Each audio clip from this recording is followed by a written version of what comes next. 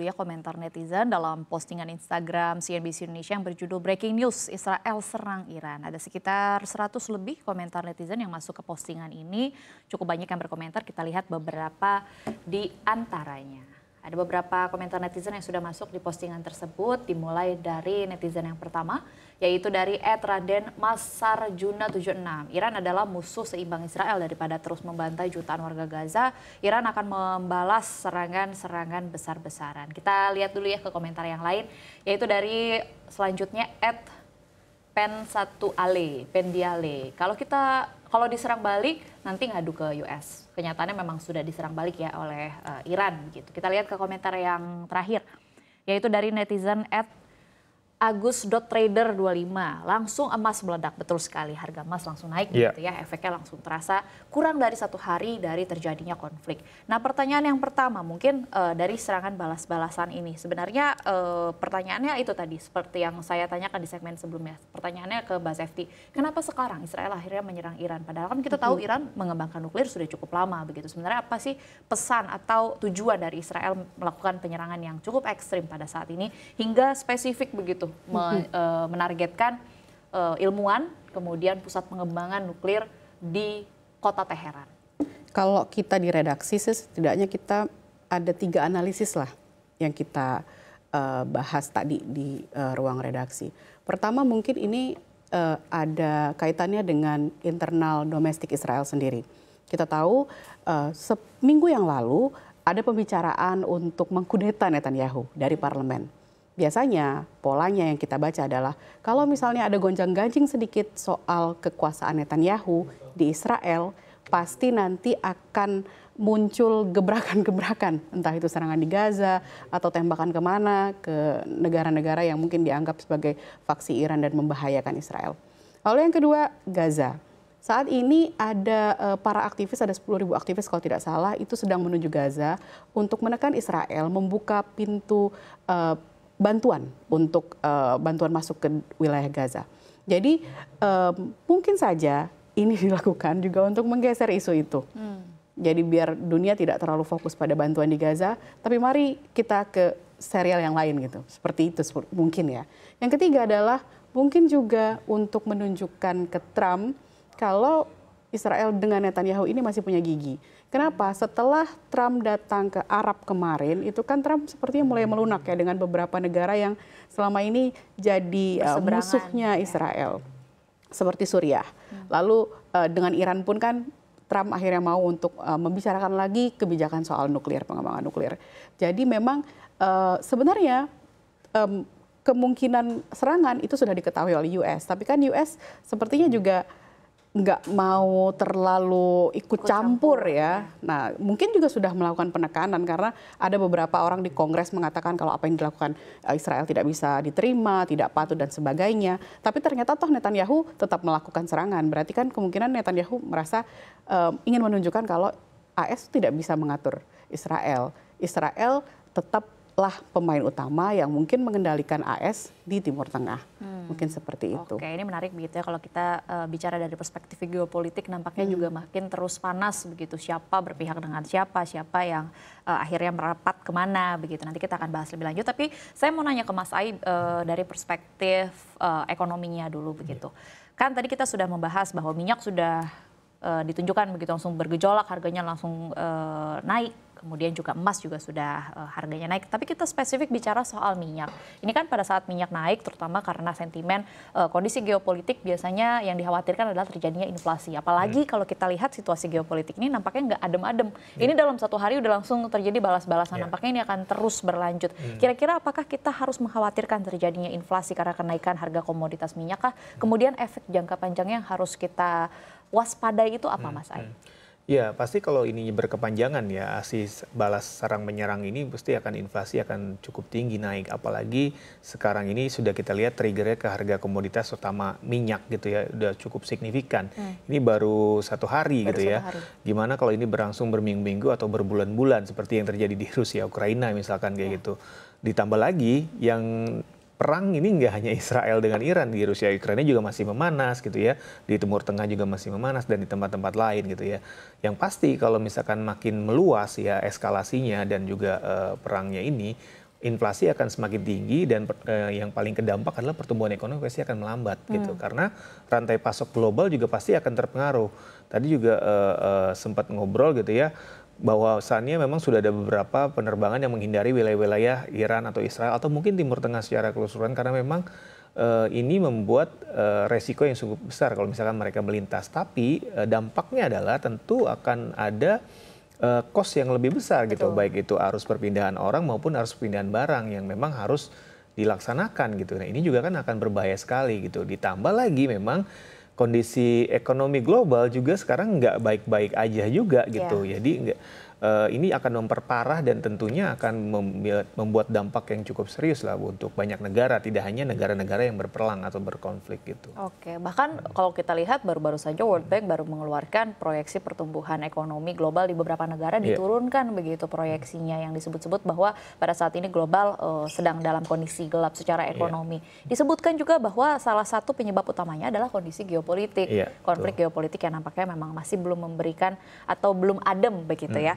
Nah, kita tarik lagi lebih lanjut. Pertanyaan saya masih ke Mas Ai. Tadi sudah disinggung, salah satunya yang akan terdampak paling depan adalah sektor logistik. Kira-kira kalau di Indonesia sendiri yang paling depan akan terkena dampak itu sektor logistik seperti apa dan bagaimana kita mewaspadainya, Mas Ai? Ya tentu mungkin industri-industri yang banyak kepentingan ekspor itu akan terdampak gitu ya dengan adanya eskalasi ini gitu. Karena mereka akan sulit untuk mengekspor barangnya keluar gitu. Nah, biasanya memang kalau di Indonesia itulah industri-industri yang sifatnya manufaktur gitu ya. Apalagi di kita sekarang ini manufaktur juga lagi ada masalah gitu ya. Ini juga menjadi salah satu yang mungkin akan ada kekhawatiran. Apalagi industri-industri ini biasanya adalah padat karya gitu. Tentunya akan membuat situasi mungkin ya PHK akan semakin banyak kalau misalkan industrinya nggak berjalan gitu ya. Ini juga akan sangat berbahaya. Ya harapan kita sih memang tidak berkepanjangan gitu karena walaupun kita tidak berkonflik tapi impact kita mungkin akan terasa gitu. Makanya ini juga menjadi suatu kekhawatiran yang dialami oleh investor juga. Itu di hari ini pun kita memantau harga-harga saham itu mayoritas turun gitu ya dari indeks harga saham gabungan dan hanya saham-saham di sektor minyak dan emas specifically yang mengalami kenaikan cukup signifikan gitu karena memang ini biasanya wajar terjadi ketika ada konflik atau ada perang ya, biasanya memang orang lari ke safe haven ya, dalam arti investasi emas atau mungkin ke minyak gitu, karena minyak pasti akan sangat terpengaruh dan terbukti hari ini kenaikannya sampai belasan persen gitu ya harga minyak. Gitu. Oke, baik. Pertanyaan selanjutnya yang juga cukup penting, di mana standpoint pemerintah Indonesia? Tadi saya sempat melihat informasi bahwa dari Menteri Luar Negeri Republik Indonesia juga sudah angkat bicara, meskipun memang kalau dari pernyataannya belum ada keberpihakan gitu. Hanya meminta bahwa kalau bisa semuanya damai, kalau bisa semuanya tenang, secara tidak langsung disebutkan seperti itu. Tapi dari pemerintah Indonesia sebenarnya posisinya di mana sih Mbak Septi? Sebenarnya kalau dari pemerintah Indonesia kan memang mengeluarkan kecaman ya, benar kata Mbak Dina tadi udah mengeluarkan kecaman bahwa eskalasi seperti ini harus dihindari. Tapi sebenarnya saya membaca, kita di redaksi membaca kalau pemerintah juga punya kekhawatiran. Kenapa? Saat ini kan kita sedang deflasi ya.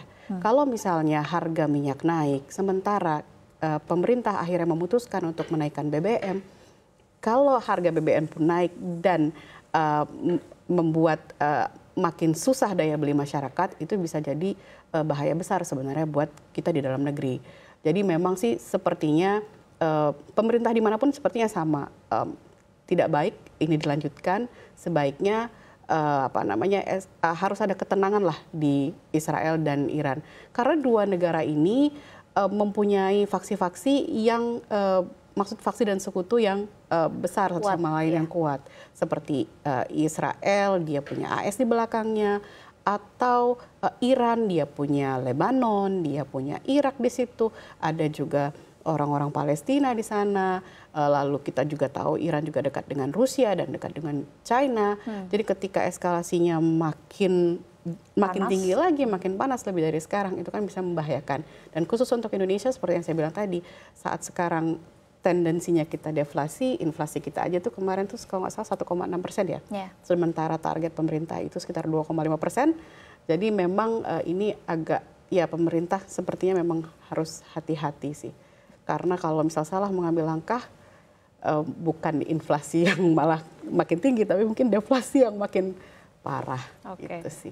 Tanpa ada konflik geopolitik antara Israel dengan Iran saja, sebenarnya secara ekonomi baik dari global maupun dari domestik Indonesia saja sudah penuh dengan tantangan begitu ya. Apalagi ditambah dengan serangan-serangan yang baru-baru ini terjadi. Nah, pertanyaan saya selanjutnya adalah tadi kan Mbak Sefty bilang bahwa pada saat ini pemerintah Indonesia cukup harus hati-hati begitu mengambil keputusan. Nah, apakah ke depannya harus ada intervensi-intervensi yang dilakukan oleh pemerintah Indonesia sendiri, yaitu untuk melindungi ekonomi Indonesia di tengah kondisi geopolitik yang nampaknya juga masih belum akan usai begitu? Sebenarnya kan kalau kita lihat kan memang sudah ada yang dilakukan pemerintah, karena kan situasi geopolitik yang tidak stabil ini kan sudah terjadi tidak hanya sekarang, tapi kan semenjak ada perang Rusia-Ukraina, lalu ada perang Gaza, itu kan dunia memang makin gonjang-ganjing, makin tidak bisa diprediksi. Beberapa kali kan Menteri Keuangan juga mengatakan bahwa situasi di luar itu berat, situasi di luar itu berat. Jadi sekarang itu yang mungkin bisa dilakukan pemerintah saat ini menurut kita ya di redaksi setidaknya adalah bagaimana mendrive ekonomi dalam negeri, bagaimana kita setidaknya membuat dalam negeri itu sebagai fondasi utama kita gitu loh. Misalnya juga kita kan sangat bergantung kepada minyak. Mungkin ini juga saatnya untuk kita lebih mengembangkan energi alternatif lain yang lebih ramah lingkungan seperti matahari atau misalnya angin yang memang kita punya di dalam negeri dan mungkin tidak membuat kita terlalu tergantung dengan ekspor dan impor dari luar seperti itu sih. Mungkin itu sih yang sepertinya yang kita pikirkan dari redaksi yang mungkin harus lihat yang dilakukan oleh pemerintah supaya melindungi pasar Indonesia dan juga ekonomi Indonesia. Nah, pertanyaan saya yang terakhir tadi kan apa yang harus dilakukan oleh pemerintah Indonesia? Pertanyaan saya sebenarnya lebih ke apa yang harus kita lakukan sebagai masyarakat begitu. Kita tahu pada saat ini saham juga sedang bergejolak, kemudian juga ada beberapa pasar yang juga akhirnya terpengaruh juga terhadap kondisi ekonomi atau kondisi geopolitik ini. Jadi kalau pada saat ini kita punya aset dan kita bisa meletakkannya di satu instrumen investasi, kita taruh di mana Mas Ai? Di tengah kondisi yang belum pasti ini. Ya, kalau kondisi tidak baik-baik saja, memang kita disarankan untuk banyak instrumen ke aset yang lebih konservatif gitu ya. Bisa mungkin ke emas gitu ya, atau mungkin ke pasar uang, kayak deposito, obligasi negara yang relatif lebih aman gitu ya. Jangan terlalu agresif dulu gitu, karena memang kondisi sedang tidak baik-baik saja dan penuh dengan ketidakpastian gitu. Karena nggak ada yang pernah tahu nih, perang ini akan berlangsung berapa lama, seberapa besar, dampaknya meluas seperti apa, dan apakah akan ada damai atau enggak, kita nggak tahu juga gitu. Nah, di tengah ketidakpastian gini memang sangat tidak disarankan kita masuk ke instrumen yang agresif gitu, karena kalau kita lihat di hari ini saja itu ya penurunannya cukup dalam lah gitu ya, di semua negara tidak hanya di Indonesia gitu. Makanya lebih baik ya menahan diri, dan biasanya banyak orang lebih stay on cash gitu ya, karena memang kita nggak pernah tahu kapan memang bisa dibutuhkan cash ini gitu, apalagi kalau kondisinya semakin rumit gitu ya, pasti cash ini akan menjadi raja ya, cash is the king ya. Cash gitu. is the